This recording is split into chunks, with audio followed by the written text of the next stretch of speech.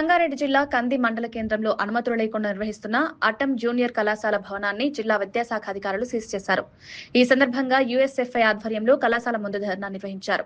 రాష్ట్ర అధ్యక్షుడు తాటికొండ రవి మాట్లాడుతూ జిల్లాలో ప్రభుత్వ అనుమతులు లేకుండానే కొన్ని ప్రైవేట్ జూనియర్ కళాశాలలు ఇష్టానుసారంగా ప్రచారం చేసుకుంటూ కార్యకలాపాలు నిర్వహిస్తున్నాయని ఆరోపించారు.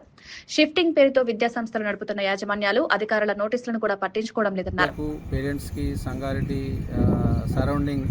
అందరికీ చెప్పేది ఏంటంటే ఈ కాలేజీలో పిల్లల్ని అడ్మిషన్ చేయొద్దు, ఫీజులు కట్టి పిల్లల యొక్క భవిష్యత్తుని పాడు చేసుకోవద్దు. కాబట్టి మీరందరూ కూడా మరి పేరెంట్స్ పిల్లలు అందరూ కూడా గమనించి మరి మీ యొక్క లైఫ్ని పాడు చేసుకోకుండా, రికగ్నైజేషన్ కాలేజీలో జాయిన్ చేసి పాడు చేసుకోకుండా మరి కాపాడుకోవాలని, మరి రికగ్నైజేషన్ ఉన్న కాలేజీలు చూసి అడ్మిషన్ కావాలని చెప్పి మరి మీకు చెప్పడం జరుగుతుంది.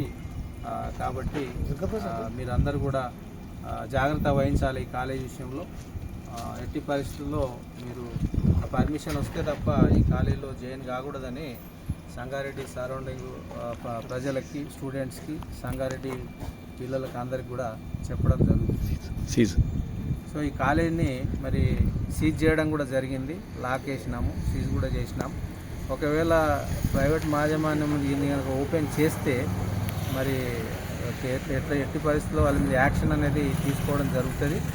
కాబట్టి ఈ యొక్క కాలేజీ విషయంలో జాగ్రత్త వహించాలని మరొకసారి పిల్లలకి, పేరెంట్స్కి కోరడం జరుగుతుంది.